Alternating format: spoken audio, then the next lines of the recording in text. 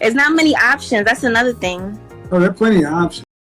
51% of black men are single and childless. 64% are in the middle class. See what they're not. But a lot of them are ugly. Oh, no. First off, check that. Because you start that shit, I'm gonna get real raw with you. But I'm gonna get real raw with you. Check that shit. Because I have not made any presumptions about looks or anything with you, so I'm not going to insult men. You can't. I look a mess now, but I don't think I have to settle with a man that I don't find handsome. Okay, let's do it. Well, what would you rate yourself on a scale from 1 to 10? Just your face. You cannot use 7. A 10.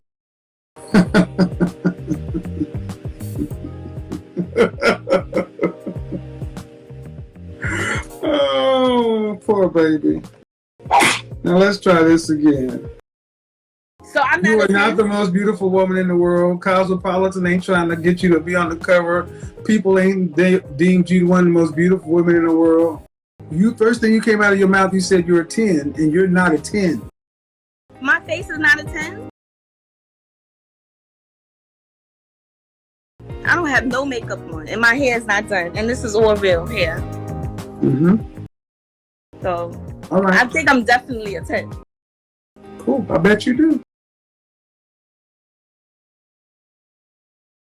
So when was the last time you did any runway modeling or print modeling? I've never been involved in that. Why not? 10s, that's what 10s do. Not all 10s. Oh, yeah. Not all 10s, but you know what? You live in New York, right? Mm-hmm. Right. See, when you're a 10, people discover you at the bank, at the bodega, at the gym. That happened when I was younger. My father. Yeah, okay, and we're going to keep on moving. You're not a 10. You're living in, and a lot of you ladies just say this shit because I'm not a 10. You're not. You're not a 10. What would you rate me as? My face. I'm not gonna. No, you're not a 10 because you're rating yourself up there with Rihanna and Halle Berry when she was young. That's what you're rating yourself.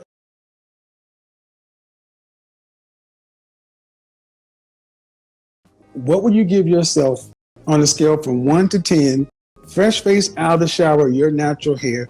You cannot use 7. On a regular schmegular day, I'd say maybe a 6. Okay. I will give you a 6. And a 6 is cute.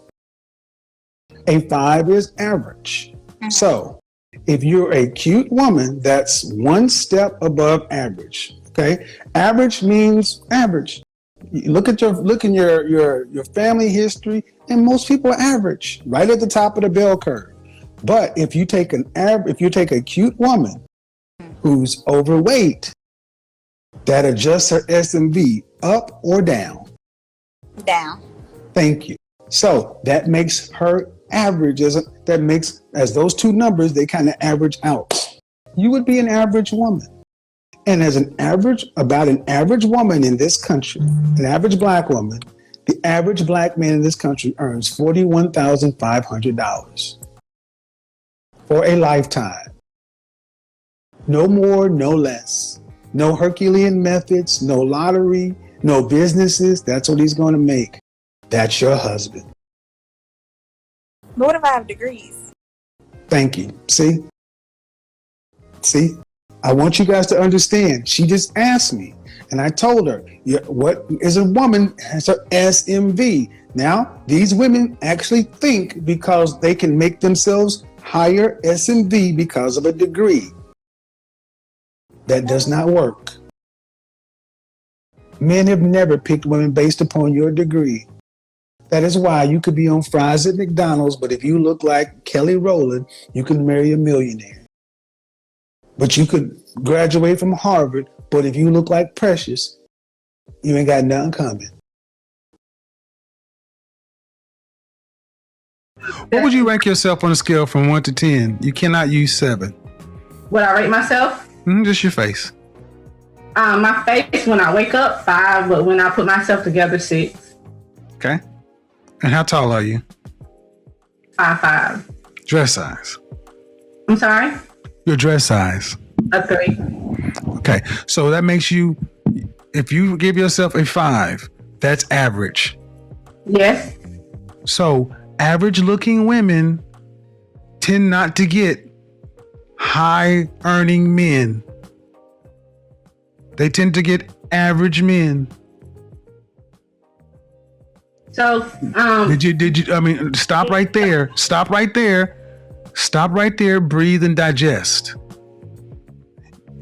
You're 35 years old and you can look around and see the world. You don't tend to see higher earning men with average looking women off rip. If you do see them, they got their average looking woman when they were both really young and he built his way up. But a man earning the kind of money you're talking about does not go for an average looking woman.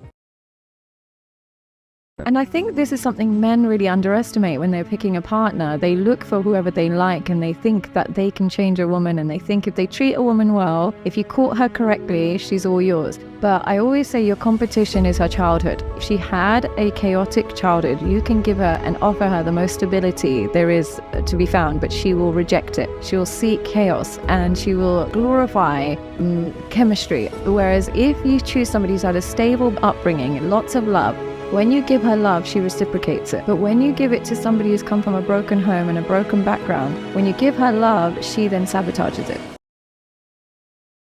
Wives in sheep's clothing. So these are women that maybe have a husband like a wife, they have a ring like a wife, they might even look the part of a wife, but they are not wives. And the reason they are not wives is they do not have the mentality of wives, and they typically teach their daughters wrong. Women between the ages of roughly 35 to 55 years old are what I would call the worst wives we have ever had in history. It is the last generation of women that got married in their 20s and 30s, and typically they really all led their daughters astray and gave terrible dating advice. Bigger question, because you have like these high standards for your man, right? Mm-hmm. What are you prepared to offer him? Well, myself. But like, well, what do you think that you, okay. Her silence speaks volumes. It's not just the silence either. It's when she answers the question. It's the double blink and the head shake. Like, well, me, duh. I guarantee for this woman here, it's the first time in her life that she's ever thought about it. Like, what would I have to offer a man? And that's why she's completely speechless. She doesn't know what to say. It's like the question broke her brain, and it's like an error message in her brain. She doesn't understand. It doesn't compute. She's like, I'm a woman. I'm perfect. What is the question? What do you mean? I'm laughing, but in truth, the psychology behind it is actually pretty dark. This is what it reveals, is that for women, they believe themselves to be up here as a just default, like de facto, like I'm a woman, I'm amazing.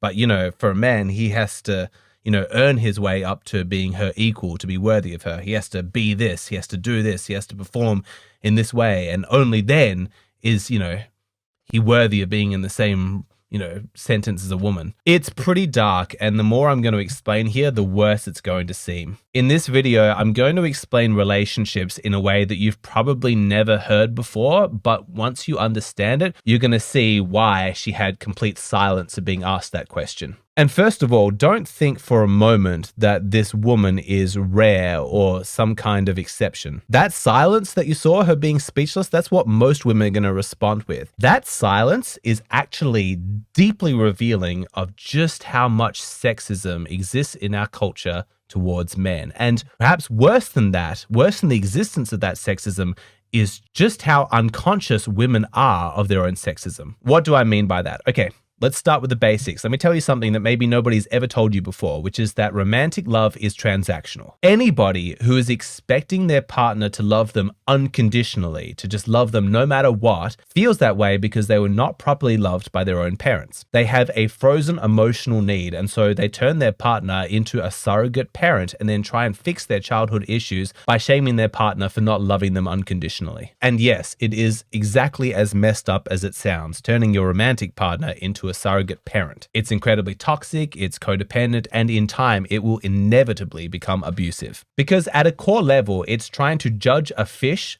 by its ability to climb a tree. The love of a romantic relationship was never meant to be the same kind of love that you see in a parent-child relationship. A good mother does love her child unconditionally, at least for the early years. And it's been well established that children do need that. That meets a developmental need that they have. But as they get older, they mature, they grow up, they move on. Adults who are raised by healthy, well-adjusted parents don't crave unconditional love in their romantic relationships because they understand that was a need they had when they were a toddler. They don't need that as an adult. They understand that romantic love is different in substance because romantic love is transactional in its nature. It has to be because romantic love is voluntary. Nobody's forcing you to become someone's boyfriend or girlfriend, and it doesn't make sense to voluntarily spend your life with somebody unless you are selfishly receiving a benefit. Men and women in romantic relationships trade with each other. I'll bring this to the relationship if you bring that to the relationship. I need you to bring a little bit more of that, but if you do, I'm prepared to bring a little bit more of this. And if we both think that we're getting a good deal, then we'll go ahead with the relationship and it will serve